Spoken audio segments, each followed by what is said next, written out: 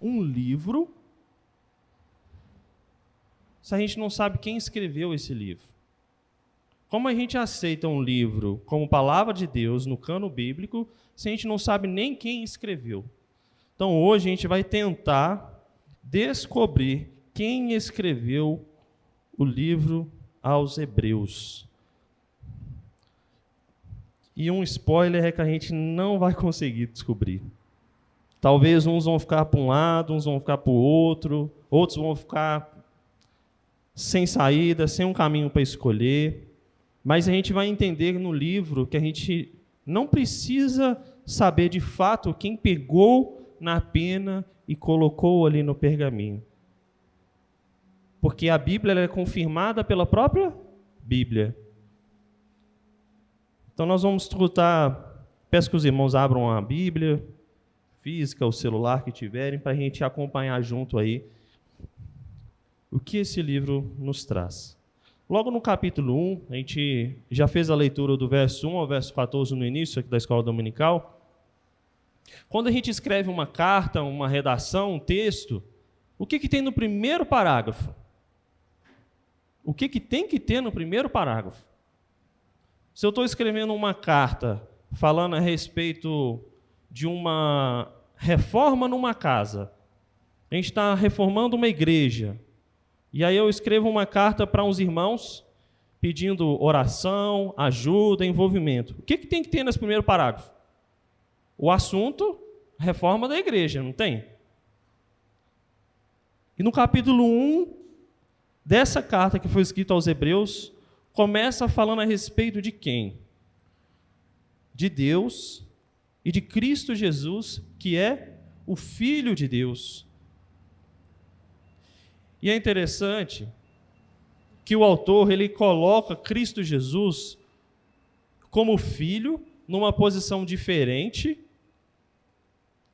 e Cristo Jesus é aquele que criou todas as coisas. O próprio autor fala que Cristo Jesus é expressão exata de Deus. Então, se a gente ver Jesus, a gente vê a expressão exata do próprio Deus.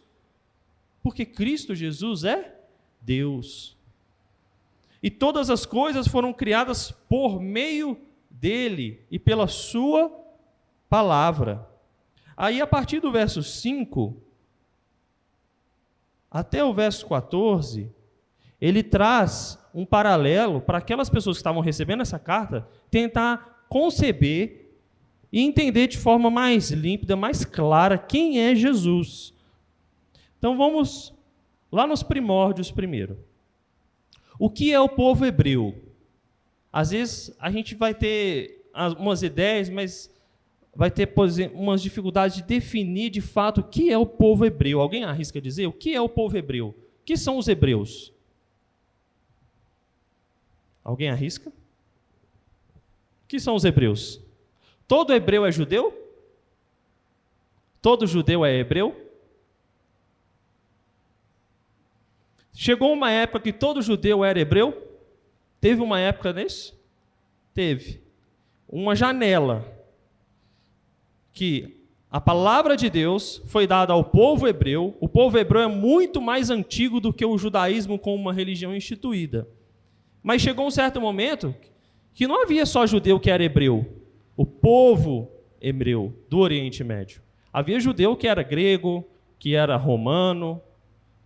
Então, o autor, ao escrever esse livro, ele se dirige com o título de Hebreus, fazendo referência a um povo que é muito antigo. E a gente vai ver ao longo desse livro que tanto o autor como aqueles destinatários são conhecedores exímios dos rituais judaicos, da tradição judaica, do que era o judaísmo. Porque eles colocam sacerdotes, eles colocam reis, eles colocam sacrifícios. E aqui, no capítulo 1, eles colocam um ser criado. E qual ser que é esse? Que não é homem. Qual ser que faz paralelo aí, uma comparação com Cristo Jesus? São os anjos. E o que são os anjos? Anjos são Deus? Não. Anjos são homens? Não. Mas anjos prestam culto a Deus? Sim. Quais são as duas criaturas criadas que prestam culto a Deus? Anjos e homens, certo? Os anjos, eles já receberam o julgamento? Não? Nem receberão?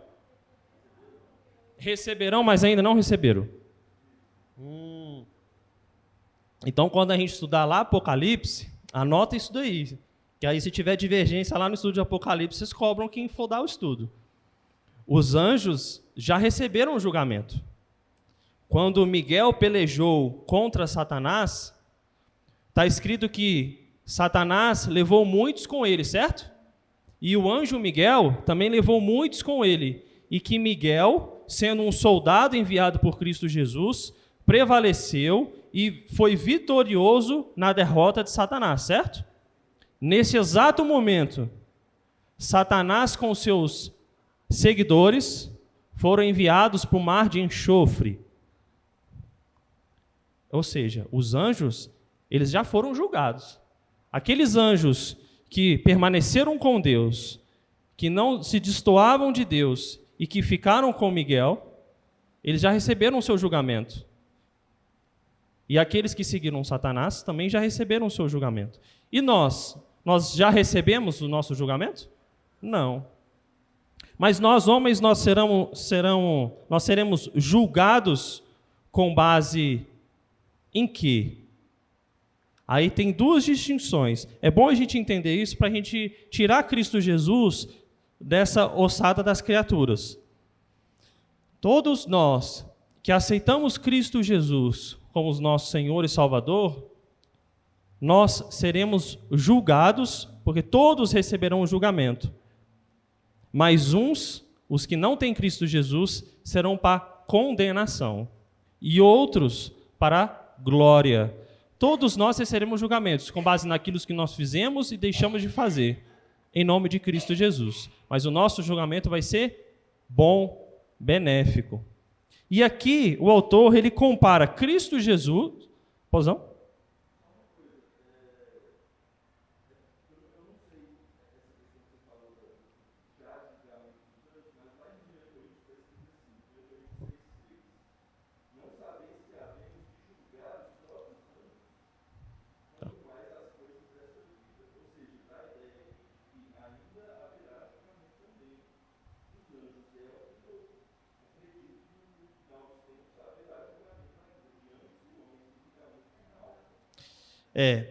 Eu não sei comentar a respeito desse texto. Eu não vou nem arriscar para não correr em risco. O que a palavra de Deus nos fala é que houve uma separação, assim como os homens, houve uma separação no Éden, e o homem entrou em pecado e caiu, assim também houve a separação nos céus em relação aos anjos. E os anjos ou seguiram Miguel enviado por Jesus Cristo, ou eles seguiam Satanás. A gente pode estudar melhor essa questão. Mas o principal aqui é, Cristo Jesus, em hora nenhuma, ele é igualado a essas duas criaturas. Cristo Jesus é aquele que foi gerado eternamente do Pai, aquele que é o primogênito do Pai, como diz o verso 6 do capítulo 1. E os anjos, que são criaturas, eles adoram o próprio Deus e o próprio Filho de Deus. Então, Cristo Jesus ele é colocado aqui logo no início do escritor aos Hebreus como acima de todas as criaturas. Então, vamos seguir aqui. Qual seria o tema?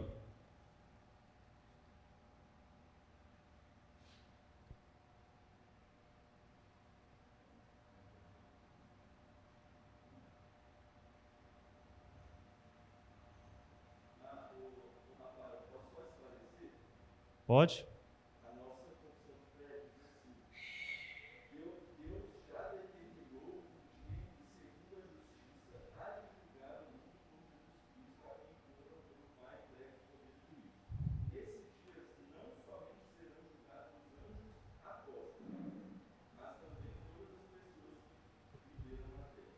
Sim.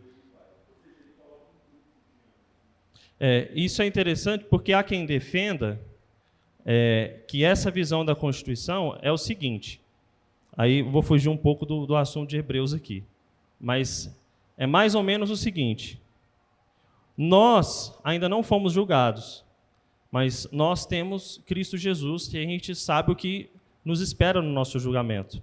A gente tem a certeza de que nós somos salvos e que Cristo e Deus, no julgamento final, Ele vai sondar tudo aquilo que fizemos, porque Ele nos conhece por inteiro, e aí nós seremos julgados com base naquilo que nós fizemos ou deixamos de fazer. Sempre para o bem, nunca de forma condenatória. Da mesma forma, os anjos também já escolheram, ou foram escolhidos os seus caminhos, uns para a direita, outros para a esquerda.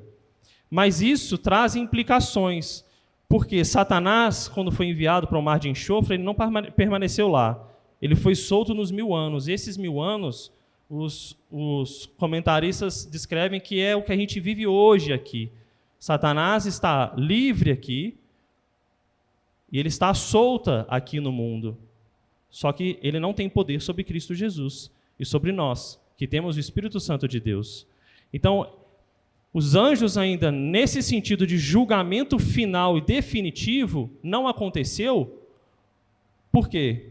Porque eles serão enviados de novo para esse mar de enxofre, para toda a eternidade, para sempre. Todos os anjos que seguiram Satanás vão junto com eles. Então, eles estão numa janela.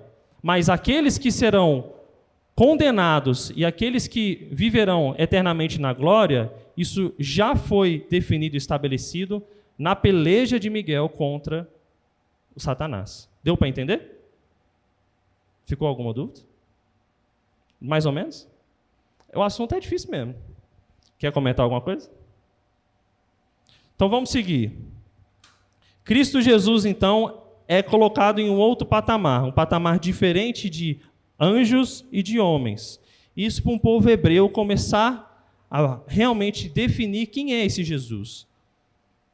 Então, o retrato de Cristo Jesus em Hebreus é Jesus como sumo sacerdote. Qual era a função do sacerdote? O que o sacerdote fazia lá no povo judeu? Intercedia pelo povo, o povo confessava os seus pecados, trazia os seus sacrifícios, apresentava ali para os sacerdotes. Havia o sumo sacerdote, que é o único que adentrava dentro do Santo dos Santos, é o único que tinha essa permissão. E Cristo Jesus é o grande sumo sacerdote. Ou seja, Cristo Jesus é a pessoa que está acima de todo sumo sacerdote para fazer essa intermediação entre aqueles pecadores e Deus.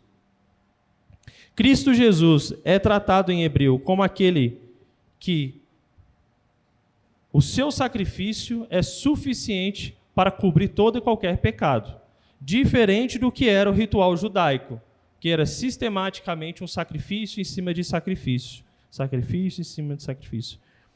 E ao passo que o sacerdote ministrava no templo e fazia o sacrifício ali, Cristo Jesus, ele ministra no santuário celestial de Deus. Então, em resumo, a superioridade de Cristo que é mostrada aqui no livro aos Hebreus serve para instigar e para mostrar para aquele povo a não voltar às práticas judaicas anteriores. Eles já conheciam a palavra, eles ouviam a palavra, a gente vai estudar isso. Então, o apelo aqui é para que eles não voltem aos rituais antigos. Qual que é a autoria? A tradição da igreja primitiva é um pouco dividida e incerta em relação a isso. Por isso que eu brinquei em relação à autoria de Paulo, mas muitos tentam falar que é Paulo, mas a gente também não pode falar além do que aquilo que a Bíblia nos diz, né? E nos dá margem. A gente pode supor uma coisa aqui, outra ali. Então, a epístola aqui, o livro de Hebreus, ele é citado numa carta que foi escrita por Clemente I, foi um papa no primeiro século. Então, para a gente entender os primórdios da igreja, principalmente os primeiros líderes e pais da igreja, eles tinham o acesso quase controlado daquele que era o cânon. Então, quando essa pessoa escrevia, era uma pessoa que detinha muito conhecimento. Não é nos dias de hoje que todo mundo tem acesso à Bíblia, à palavra de Deus, e fala, pega pelo celular e tudo.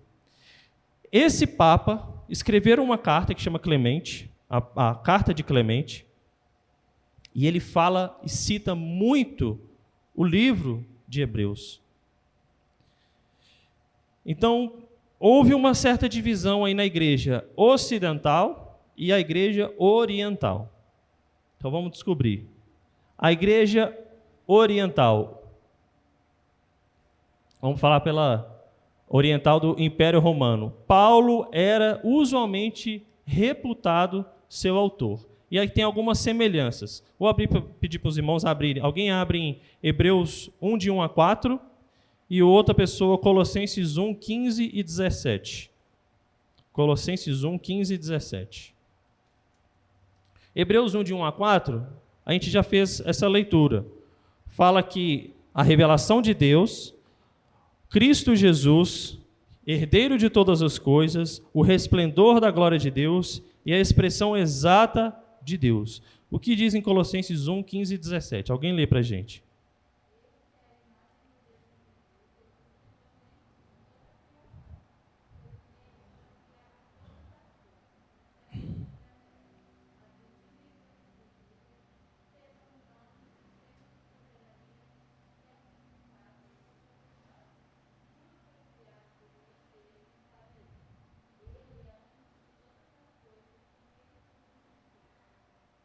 Perfeito.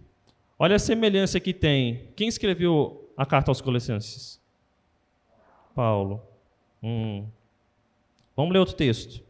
Hebreus 2, 14 a 17. Alguém abre para mim Filipenses 2, de 5 a 8. Filipenses 2, de 5 a 8.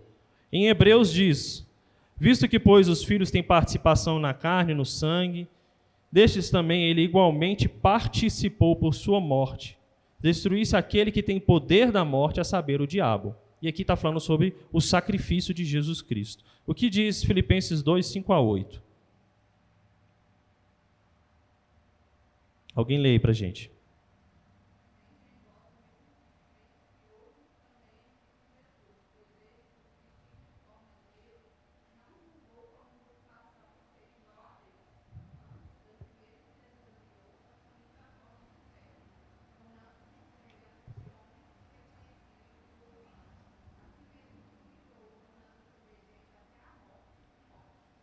Perfeito. O mesmo texto, o mesmo assunto, com algumas palavras diferentes. Uma tem servo, outra tem homem. Mas o mesmo tema é abordado. Quem escreveu a carta aos Filipenses? Paulo. E aqui aos Hebreus é tratado o mesmo assunto. E tem mais dois textos. Fala a respeito da nova aliança. Eu vou ler em Hebreus 8, 6. Olha o que diz lá. Hebreus capítulo 8, verso de número 6, diz assim: agora, com efeito, obteve Jesus ministério tanto mais excelente, quanto ele também mediador de superior aliança, instituída com base em superiores promessas. Assunto também que é tratado em 1 Coríntios capítulo 3, de 4 a 11. E também fala a respeito dos dons do Espírito Santo. 1 Coríntios fala muito acerca desse tema, a gente já estudou a respeito disso. Em Hebreus capítulo 2, no verso 4, também diz a respeito disso. Então, o que eles deduziram? Essa parte, a parte oriental da igreja. Muito do que está escrito em Hebreus, a gente pode encontrar nas cartas que Paulo escreveu. Exatamente os mesmos assuntos.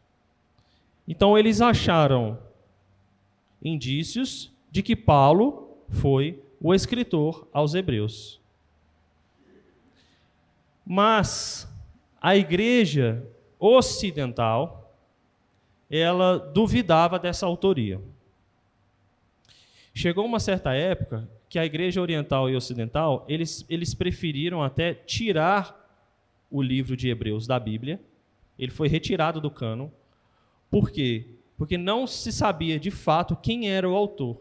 Isso é importante a gente entender, que nos leva a compreender quão minucioso e crítico e severo, no bom sentido, era a análise, lá nos primórdios da igreja, do que era realmente cânon e do que não era cânon bíblico. Então, se eles não sabiam qual era o autor, eles preferiram retirar e analisar com mais tempo, ao invés de simplesmente colocar. Quais são as críticas? As críticas de que Paulo foi realmente o escritor aos Hebreus. E essas críticas incluem, inclusive, a crítica de Calvino. A gente vai ver também a respeito de Lutero. O que Lutero achava a respeito disso? Calvino e muitos críticos diziam: nenhuma das epístolas de Paulo é anônima. Todas as epístolas que nós vimos a respeito de Paulo, todas, Paulo se institui: eu, Paulo, escrevo de próprio punho. Ou então fala a respeito do apostolado de Paulo, Paulo se colocando como apóstolo e se valendo desse cargo para como autoridade com a igreja, escrevendo nominalmente para determinada igreja. E aqui em Hebreus é uma pessoa completamente anônima. A gente sabe apenas que é homem, é do sexo masculino, porque as palavras que são utilizadas têm cunho masculino, não é cunho feminino. Uma outra crítica que eles faziam: o hebreu, essa carta, o livro aos Hebreus, o grego era muito rebuscado, era muito polido. Então se assimilava mais a Lucas quando escreveu Lucas e Atos do que a Paulo quando escreveu suas epístolas. Então eles poderiam falar, realmente, Paulo mudou completamente a forma de escrita dele? Porque a gente vê nas cartas de Paulo uma diferença aqui, uma outra ali, que com o passar dos anos a pessoa vai aprendendo mais, vai mudando a sua forma. Mas esse livro aos Hebreus é completamente diferente o tipo de grego. Então é mais uma crítica que eles faziam. E a terceira é que a gente já comentou que o Paulo sempre falava a respeito do seu apostolado. Eu, Paulo, apóstolo, enviado de Cristo Jesus. A gente não encontra nada disso em Hebreus. O que é escrito em Hebreus? Vamos abrir lá, Hebreus capítulo 2, verso 3. Nas cartas de Paulo, Paulo pede para as pessoas seguirem a sua autoridade, me seguem porque eu sou seguidor de Jesus. A gente vê isso o tempo inteiro. O que está em Hebreus? Capítulo 2, verso 3. Olha o que diz: como escaparemos nós, se negligenciarmos tão grande salvação, a qual, tendo sido anunciada inicialmente pelo Senhor, foi-nos depois confirmada pelos que a ouviam. Quem ouviu e viu Cristo Jesus? Os primeiros, os apóstolos, certo? Por isso que nós somos uma igreja apostólica, no sentido de que nós seguimos os ensinamentos dos apóstolos, que aprenderam aos pés de Jesus. Então o escritor aos Hebreus, ele fala, parafraseando, ele fala: vocês ouviam a palavra, vocês já receberam a palavra, e agora a gente tem que seguir aquela palavra que os nossos antepassados também ouviam e seguiam. Então ele não se coloca na mesma posição que Paulo se colocava. E isso gera dificuldade da gente bater um martelo que realmente foi Paulo. Vamos ver outras possibilidades. Alguém que acha que é Paulo? Com base nisso? Alguém acha que não é Paulo de jeito nenhum? Alguém não quer arriscar? Eu prefiro não arriscar nada. Eu prefiro, muito bem escrita. A gente comparando a Bíblia com a Bíblia, o livro aos Hebreus é o livro que pega Jesus Cristo e coloca acima de todas as coisas. Então, é um livro até muito bom para pessoa que está iniciando na fé. A gente começa ali pelos evangelhos, tudo aquilo que foi falado, mas chega num certo ponto que às vezes a gente precisa realmente compreender e conceber quem é Jesus Cristo. Se a gente for pegar as três religiões monoteístas, o cristianismo, o islamismo e o judaísmo, são três religiões abraâmicas, não são? As três acreditam em Abraão e na descendência de Cristo Jesus, a descendência de Davi. Inclusive, o islamismo e o cristianismo creem na volta de Jesus Cristo. O islamismo também crê nisso, que Jesus Cristo vai voltar. Apenas o judaísmo crê que não é o Jesus, o Messias enviado. Mas isso é importante para a gente realmente compreender e fazer a distinção quem é realmente Jesus. Jesus não é o maior dos Messias, simplesmente. Jesus é o próprio Deus encarnado. Como o escritor diz, a expressão exata do ser de Deus. Então vamos ver outras possibilidades. Barnabé. O que defende ser Barnabé? Alguém abre em Atos 4,36. Atos capítulo 4, verso 36. Quem achar pode ler aí.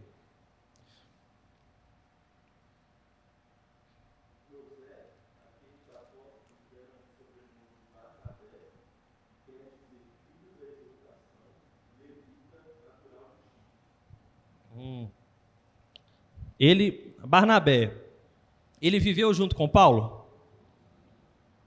Sim.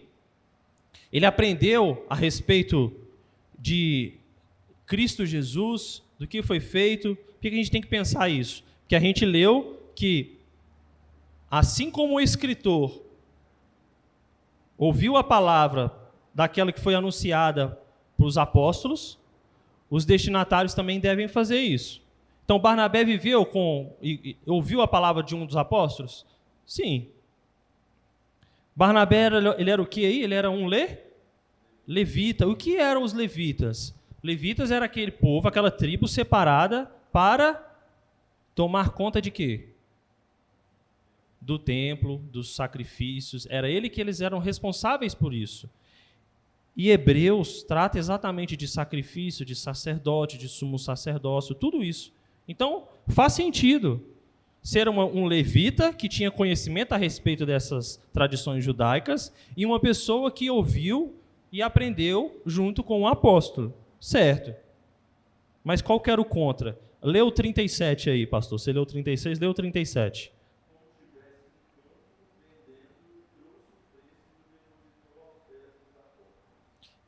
Barnabé residia em Jerusalém. E ele chegou, provavelmente, é o que muitos acreditam, até ver Jesus. Mas tem uma dificuldade aí. A gente tem um versículo que coloca a respeito de Barnabé. Mas o versículo que vai contra é que ele mora em Jerusalém. E não há nenhuma possibilidade, nenhum registro aqui no livro aos Hebreus de uma defesa daquele que era um nativo. Porque aqui fala muito sobre o judaísmo, a tradição judaica, mas não fala sobre a pessoa que realmente participava do templo, era um levita de ordem ali do templo e era um nativo da cidade de Jerusalém, porque isso seria um benefício. Eu que vos escrevo, conheço a cidade, conheço o templo, não tem nada disso. Uma outra possibilidade. Lucas. Qual é a semelhança que a gente falou? A escrita grega de Lucas é uma das mais polidas, mais rebuscadas. E é exatamente assim o que o escritor aos Hebreus escreve. Diferente do que é Paulo. Mas o que vai contra é que Atos e Lucas, a gente vê uma narração sobre uma visão dos gentios, aquele povo que não era judeu. E Hebreus é exatamente o contrário, é uma visão de um povo judeu. Tanto que o livro leva o nome de Hebreus. Então isso seria um contrassenso muito grande. Lucas escrever 2 livros sob uma ótica de gentios, só porque é um grego muito rebuscado, e de repente ele pega em Hebreus e escreve um livro completamente diferente, sob uma ótica completamente diferente, que ele nunca tinha mencionado antes. Então essa é a crítica que se faz sobre a autoria de Lucas. Apolo. E Apolo é inclusive a sugestão de Lutero. Qual que é o pró? Alguém abre em 1 Coríntios 16, 12. 1 Coríntios 16, 12. Quem achar pode ler.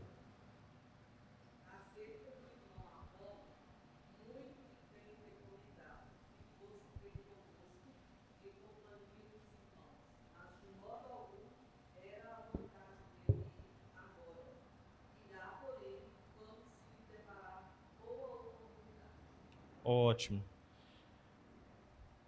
Apolo, então, ele tinha familiaridade, tinha ligação com Paulo. Corrobora com o que a gente leu lá em Hebreus 2:3. Agora, outra característica, em Atos 18. Nesse meio tempo, chegou a Éfeso um judeu natural de Alexandria chamado Apolo. Quem era Apolo? Um homem eloquente e poderoso nas Escrituras, instruído. Bom, ele é eloquente, instruído, então ele pode ter escrito realmente esse livro aos Hebreus. Mas a crítica que eles fazem é a ausência de qualquer tradição da igreja primitiva que remonte a isso. Não há escritos, não há menções de qualquer pai de igreja que levante essa possibilidade que Apolo possa ter escrito o livro aos Hebreus. Calvino levanta essa peteca aí com base na escrita eloquente e no convívio de Apolo com Paulo. Só. Não tem mais nada a respeito disso. É possível fechar a questão com base num versículo só? Seria meio arriscado.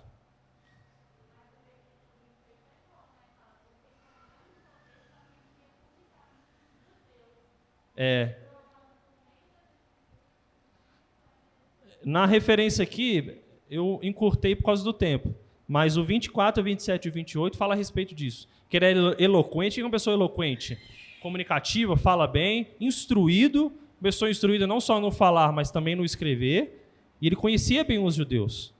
Mas são 3 versículos de um livro em Atos, para a gente bater o martelo e falar que ele escreveu Hebreus.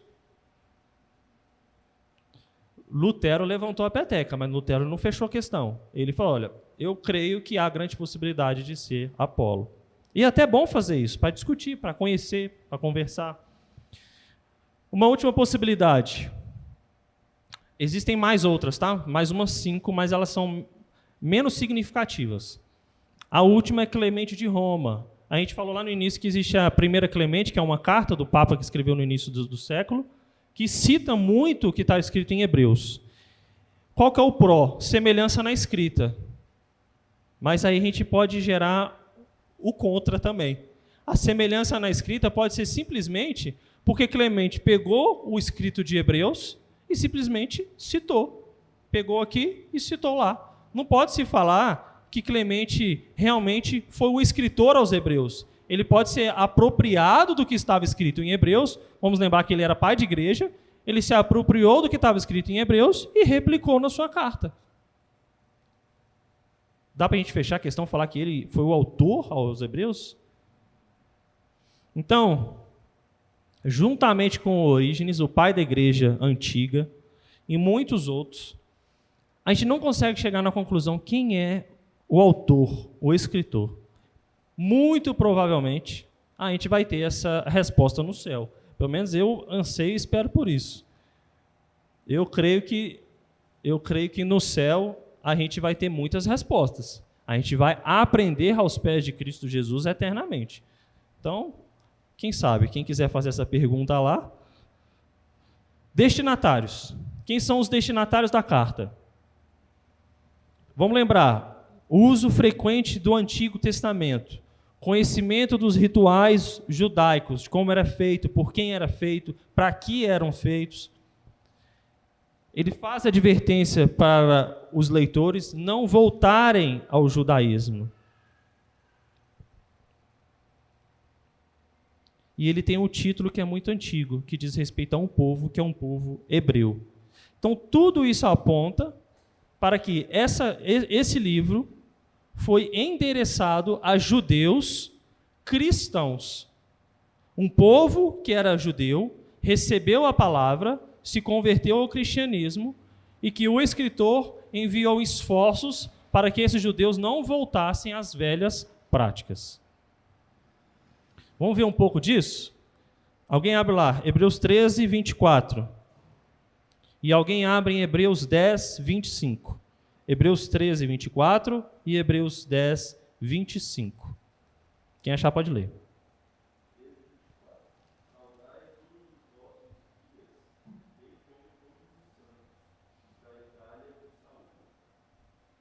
Perfeito. Aqui pede, algumas cartas a gente vê que saúda os líderes da igreja, saúda os apóstolos, mas aqui ele faz uma saudação a quem? A todos os santos. Parece que tanto o escritor como os destinatários, eles são colocados como um povo santo que recebeu a palavra de Deus. Hebreus 10, 25. Texto conhecido aí.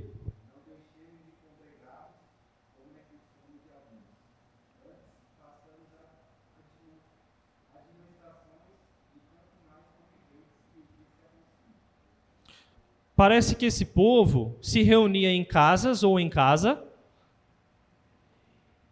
e ou estava esmorecendo na fé, ou talvez estava sendo perseguido, ou lembrava das tradições familiares a respeito dos rituais, e eles estavam começando de se congregar, de se juntar, de ir à igreja. E aqui o escritor faz um apelo. Então, em resumo, é um povo judaico, convertido ao cristianismo, que se reunia em casa ou em casas e que estava sendo exortado para não voltar às práticas judaicas anteriores. Esses são os destinatários da carta. Qual é a data da escrita? Se a gente pega a carta de 1 Clemente, ela foi escrita em 95 depois de Cristo. Se 1 Clemente tem muito do que está escrito em Hebreus, Hebreus não foi escrito depois de 95, certo? O uso de verbos que a gente vê em Hebreus para falar acerca de sacrifícios, ele é um verbo contínuo, verbo no presente. O que é feito, o que é executado, de como que é. Não é nada no passado. E aí a gente sabe que o templo foi destruído 2 vezes. O templo de Jerusalém, onde os sacrifícios eram feitos. Na segunda vez foi 70 depois de Cristo, por meio de Tito, que era um soldado, depois virou o chefe da guarda. Tito destruiu ali o templo de Jerusalém. Então vamos pensar. Se os verbos que são utilizados aqui a respeito do sacrifício estão no presente, deduz então que existe templo, certo? Pelo menos quando foi escrito o livro. Se o templo foi destruído em 70 depois de Cristo, logo, provavelmente, o livro aos Hebreus foi escrito antes de 70 depois de Cristo. Todo mundo entendeu? Beleza. Qual que é a forma literária? Qual o jeito da escrita aqui? Quando a gente estudou as cartas de Paulo, a gente viu muitas semelhanças, estruturas fixas que Paulo utilizava. O que tem aos Hebreus? Também umas coisas diferentes. Diferente do que Paulo escreve no início da saudação, eu, Paulo, apóstolo de Cristo Jesus, enviado por Jesus, saúdo os irmãos, blá, blá, blá, blá, blá, blá, blá, blá, blá, e aí começa a citar. Mas olha como está escrito em Hebreus capítulo 1, verso 1. O que tem aí? Tem saudação aí? O escritor já começa falando, olha, Deus falou por muitas vezes, por muitas maneiras. E aí ele começa a discorrer. Eu agora vos falo assim, pá, pá, pá, pá. Então não tem saudação inicial aqui. Hebreus 11, 32. Vamos abrir uma outra característica interessante que tem lá. Hebreus capítulo 11, verso 32.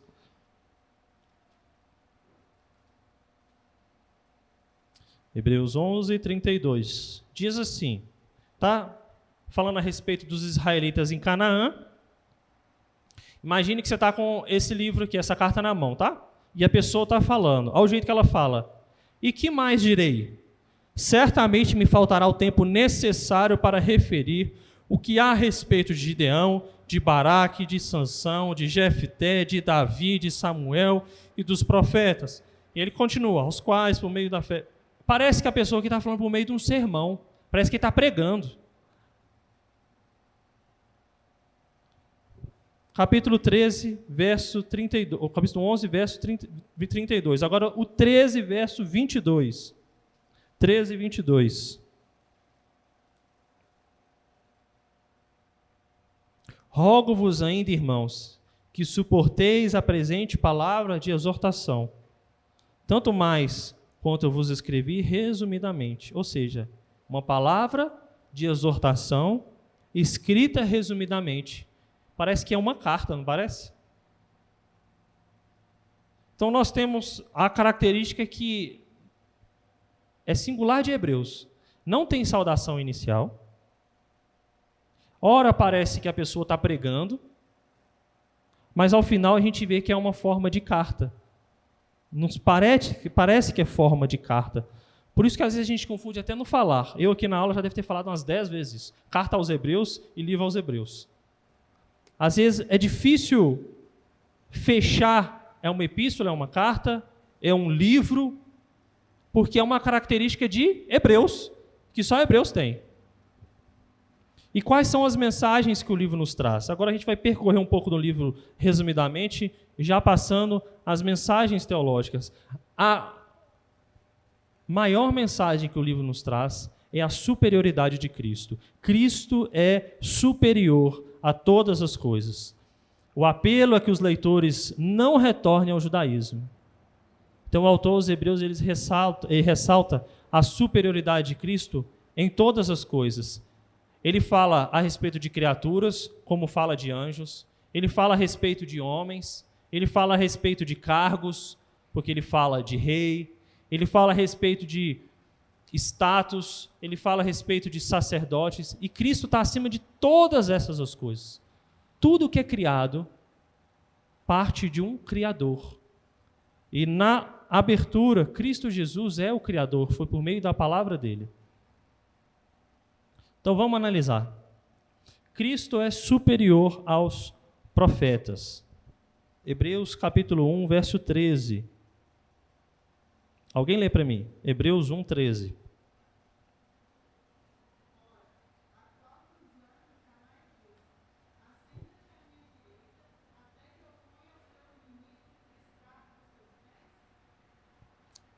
Há algum lugar na Bíblia que Deus fala dessa forma com algum anjo? Há algum lugar na Bíblia que Deus fala dessa forma com algum homem? Assenta aqui na minha direita. Semana passada a gente viu até o caso de dois seres, né, que queriam assentar à direita, né, lá no trono. Um pouco petulante. E eles conseguiram sentar lá? Qual foi a resposta que Jesus deu para eles? Em outras palavras, vocês vão fazer o que eu fiz? Vocês dão conta de fazer? Coloque-se no seu lugar. E Cristo Jesus ele é colocado à direita de Deus, um lugar de honra e de glória, porque é Jesus.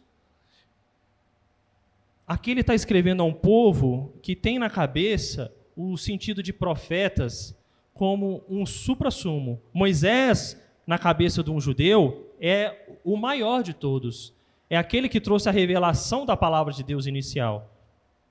E Cristo Jesus está acima dos profetas. Porque ele é o criador de todas as coisas, ele é o herdeiro de todas as coisas, é ele que sustenta todas as coisas, e a última palavra também é dele. Vire a sua página aí, a gente está lendo o capítulo 1. No capítulo 2 ele fala a respeito de negligência, depois ele fala de Cristo, ele é coroado em glória, e no capítulo 3 ele começa a entrar em paralelos. Qual que é o título que está aí na sua Bíblia? Cristo é superior a quem? A Moisés. Cristo é superior a Moisés, porque Moisés é o maior dos judeus, e Cristo é maior do que o maior dos judeus. E ele começa a falar, ele começa a falar, ele começa a falar.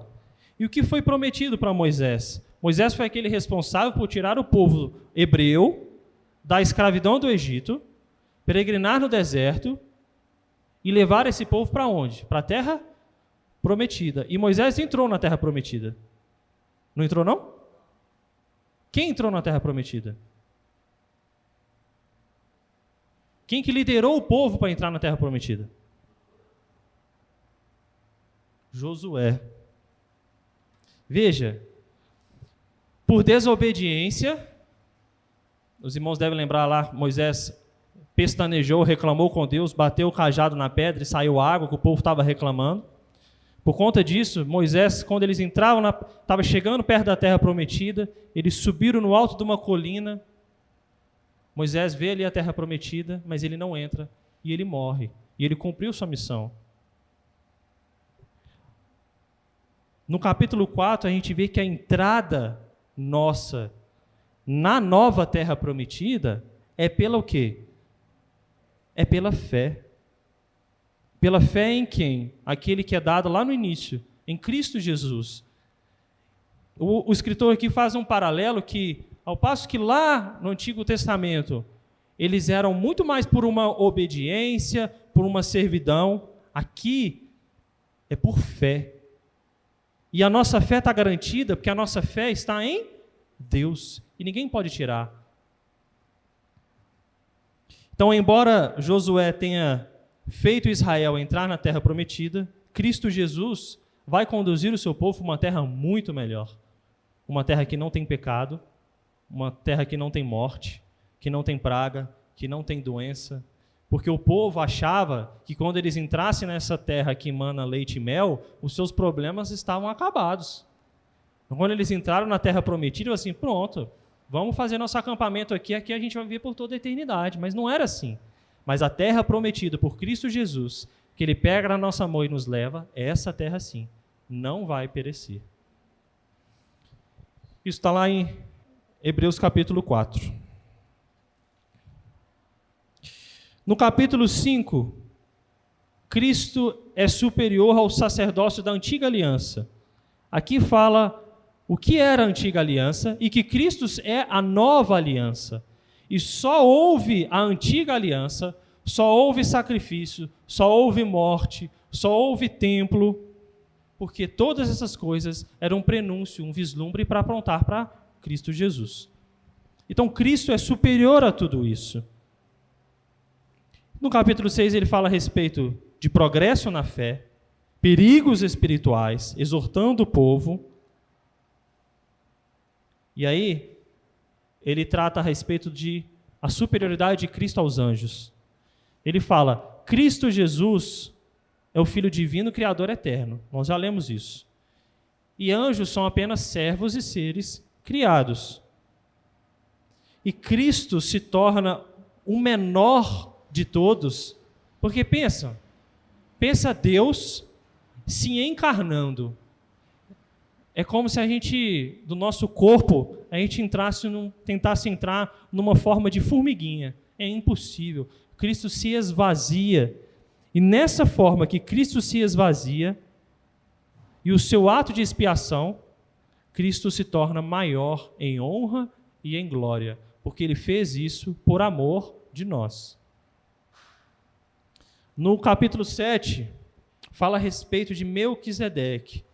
Melquisedeque é um sacerdote. E ele era sacerdote e quê? O que está escrito ali no capítulo 7, verso 1?